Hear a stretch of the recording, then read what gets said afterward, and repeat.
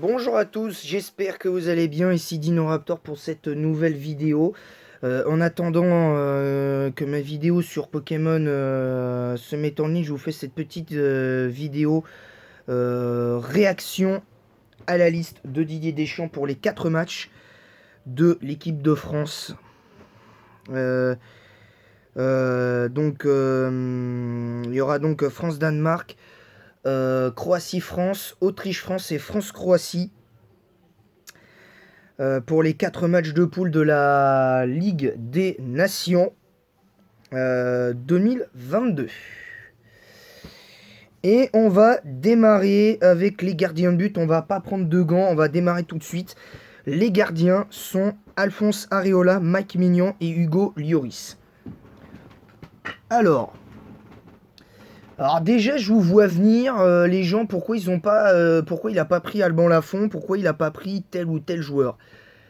Mais moi, je maintiens qu'Areola est un très bon gardien.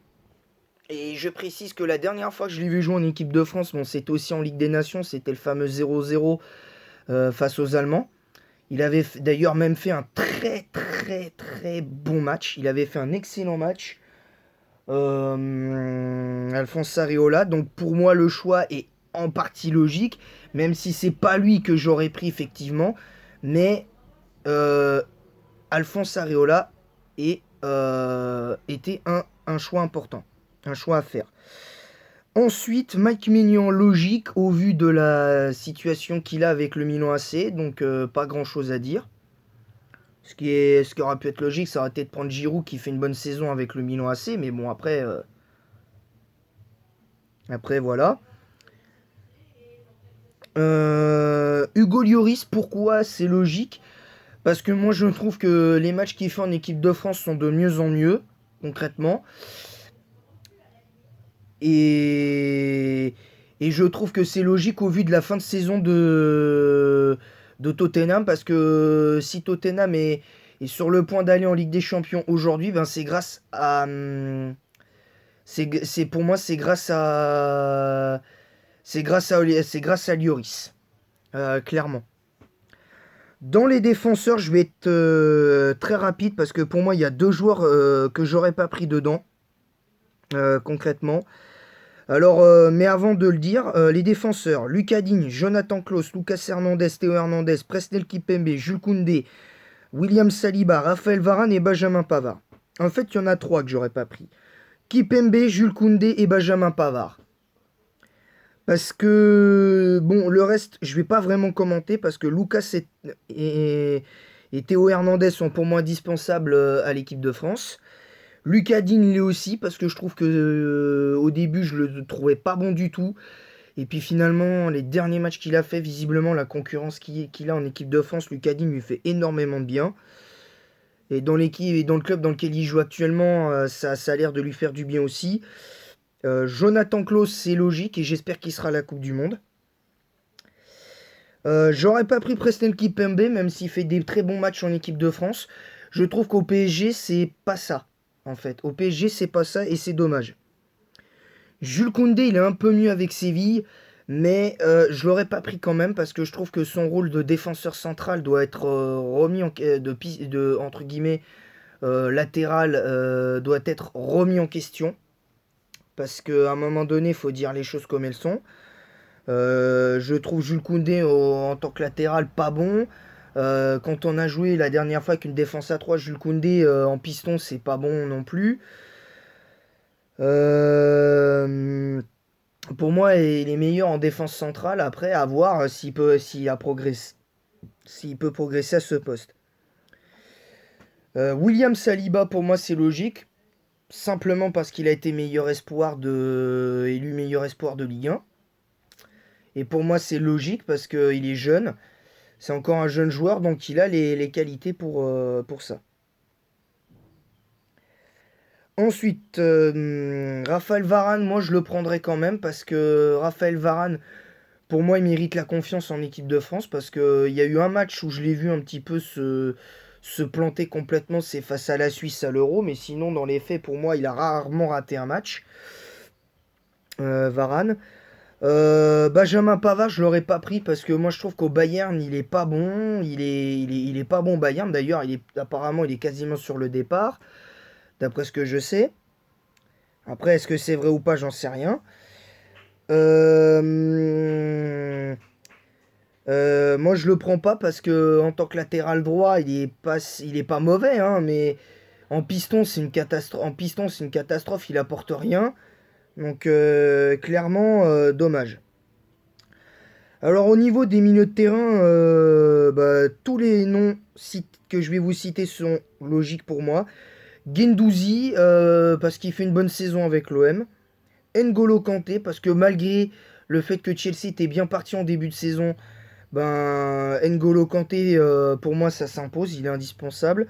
Boubacar Kamara, lui, je ne l'ai pas vu venir, mais c'est logique aussi au vu de la saison qu'il réalise avec Guendouzi à l'OM.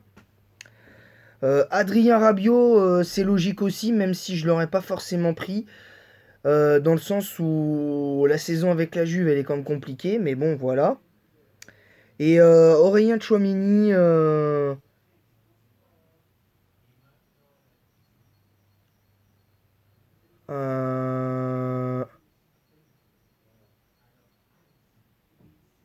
la logique pour moi pour Aurélien Tchouameni. Au niveau des attaquants, il y en a deux que j'en aurais pas pris parce que pour moi, c'est sous prétexte qu'ils sont bons avec leur club. En équipe de France, ils ont pas été vraiment convaincants. Enfin, plus un que je vais citer, vous allez comprendre. Pour moi, c'est Wissam Ben Yedder, parce que moi, Wissam Ben Yedder, malgré qu'il soit bon avec Monaco et que ce soit logique qu'il soit entre guillemets pris, pour moi, c'est pas. Il y a une forme d'incohérence dans le sens où je trouve qu'il est bon il est excellent avec Monaco, mais en équipe de France, il n'est clairement pas à la hauteur. Il est clairement pas à la hauteur de l'équipe de France Ben Yedder, donc c'est pour ça que j'aurais peut-être pris à sa place Olivier Giroud.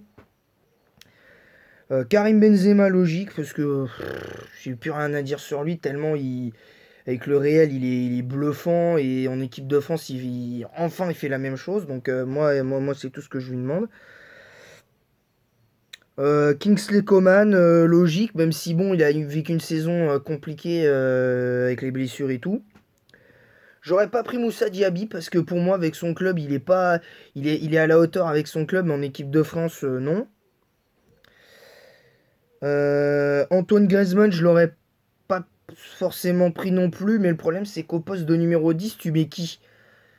Mbappé, Nkunku? Non, y a personne en fait.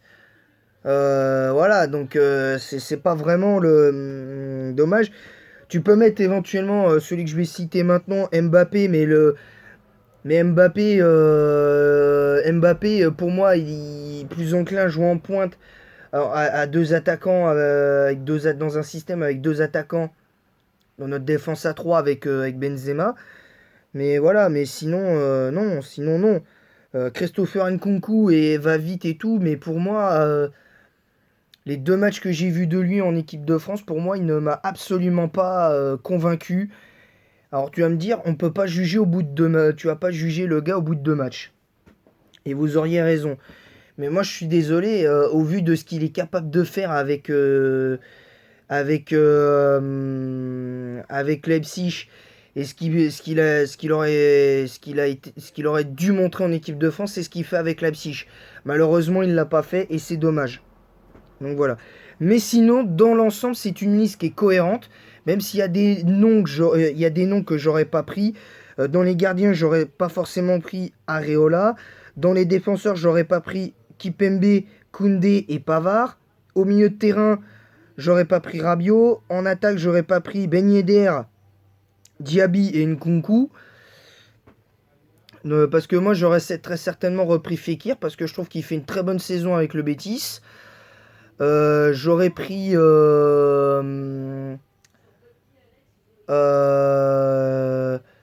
j'aurais pris comment il s'appelle, moi j'aurais repris Payet déjà, j'aurais repris Payet.